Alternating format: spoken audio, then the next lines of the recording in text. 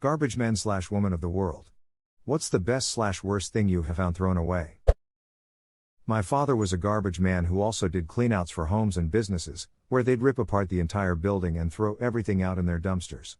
He worked on a ton of really massive houses, some worth tens of millions of dollars, one was worth 40 million and wasn't even the permanent residence.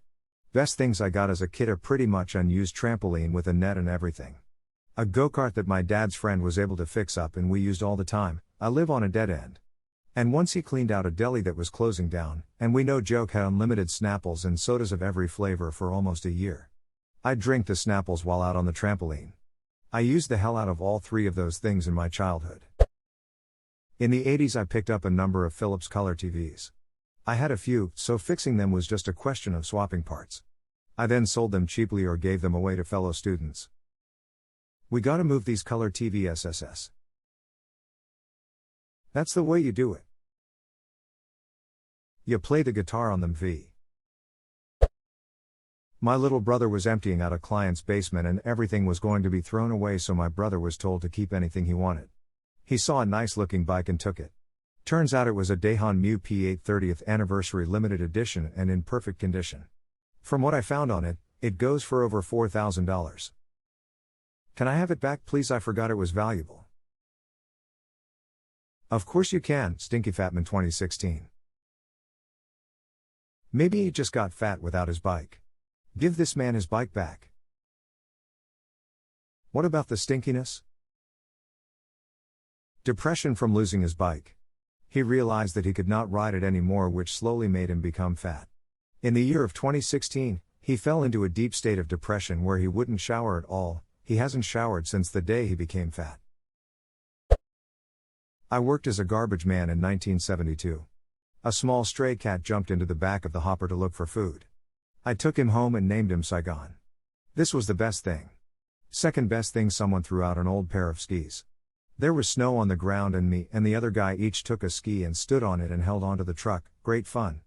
Third best: we found an entire case of Brill cream. Look it up. And me and the other guy had Brill cream fights all day. Total mess. I stripped off before going into my house after work. Worst things: a garbage can that had live coals in it that started our truck on fire. All the other posts are sharing things of monetary value, and here you are with your wholesome good times. Not me, but my brother. Someone apparently threw out Grandpa's stuff from the attic after he passed away. This was the last scheduled pickup at the house and everything was already moved out, nobody living there. Driving an automated, claw-to-grab and dump truck, my brother was irritated. There were these 2 bowling bags he had to get out to throw in the truck. He realized they seemed a bit heavy, so he opened them to see why. Inside there was real silverware flatware. He ended up selling it for scrap prices to a jeweler and got $3,000. Raises the question of what it was actually worth. About 900 per kilogram. Tableware is not to valuable sides at scrap. My mom inherited a huge wedding set she got when her grandmother passed away. It was from the late 1800s. She thought the same thing, that it would only be worth TGE silverweight. The scrap dealer originally offered her $2,500 for the pile, then he really looked at the silverware. He realized it was worth something as a set, and withdrew his offer because it was worth far more and the work on the pattern was too beautiful for him to melt. Offered her $10,000 and said she could get $15,000 easy if she auctioned it. She auctioned it and received $18,000 after fees. I don't remember much about the set except that the footwear pieces were very heavy and beautiful and you could have killed someone with the serving spoons. The serving platter could have easily held a whole cooked lamb. It's pretty great how he didn't try to rip off your mom. Totally surprised me that he was so upfront about it. If he had stuck with the $2,500, she would have been none the wiser and probably would have sold it to him. Props to him though. My dad was a trash man when I was growing up. He would always be bringing cool stuff home to us. He used to always say that the poor neighborhoods had the most trash and they threw away literally everything.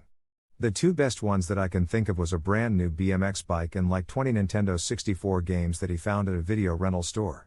Also once at the transfer station one of his coworkers found a dummy arm in the big pile of trash. He pulled it and it ended up being a dead guy. The police later determined that it was a homeless person that got picked up and died when the trash truck compacted him.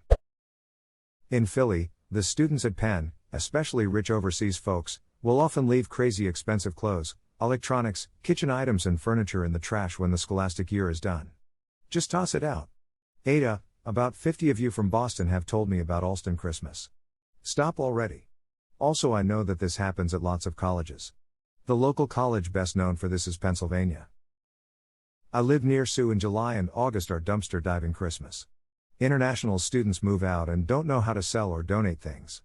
My list of freebies so far: 1, $400 42-inch flat screen, 2, $200 carpet shampoo, 3, $70 wok, 4, LL Bean boots, 5, giant bean bag. Wife wouldn't let me keep it because bedbug risk, which is fair I guess. 6, so many bicycles. 7, I don't like to dumpster dive food, but there were perfectly packaged canned veggies. Cardboard flats of cans. I did take those. 8, giant restaurant patio umbrella. It's just called Dumpster Christmas where I live. Where I live in Boston, there's a specific neighborhood called Alston that has a high student population. Most of the leases turn over on September 1st, so the time surrounding that there is a ton of usable furniture, decorative items etc. thrown out on the street for free. It's known as Alston Christmas.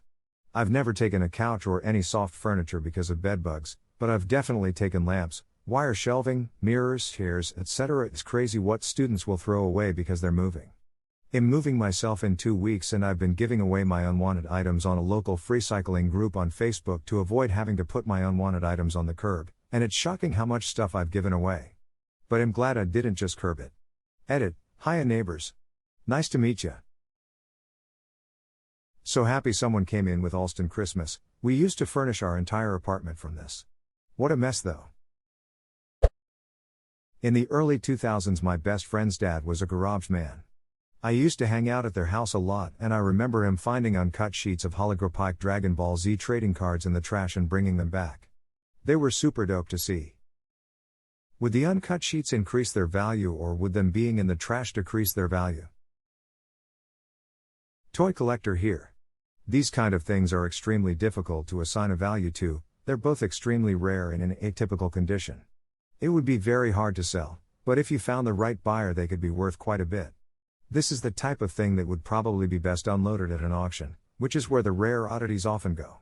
The fact that they were in a dumpster probably wouldn't affect the value very much unless they were completely trashed, because that's about the only place you would ever find them. Condition is always a factor in valuation, but most collectors understand that sometimes you just gotta take what you can get. Then there's also the potential for lawsuits from the creators for selling unauthorized merchandise, unlikely but it could happen, depending on how much they care about copyrights and how much you made selling something they consider trash. So yeah, the potential for high value is there, but you'd have to pitch these items and generate the interest yourself, and then risk toy company lawyers coming after you. Not worth it emo, but I'm sure someone out there would be crazy enough to try. A Lane cedar chest. I was helping my dad clean out this lady's garage and she said as long as we were there, we might as well take that too. She said she always hated the smell of cedar but her husband wouldn't let her get rid of it and now that he was dead, she was sending it on its way. The veneer was never in great shape but it still keeps my wool items safe. I've had it for over 30 years now. I have an old dresser that had the veneer get messed up. I just stripped it off and waxed it. The piece looks great and I don't have to look at chipped veneer anymore. I should do that. Half the wood around the base is showing already. I'm not a garbage man, but I once scored a whole custom-built staircase from a dumpster. It was in perfect condition but apparently built to the wrong spec. It worked great for my barn. How the hell do you throw away a staircase?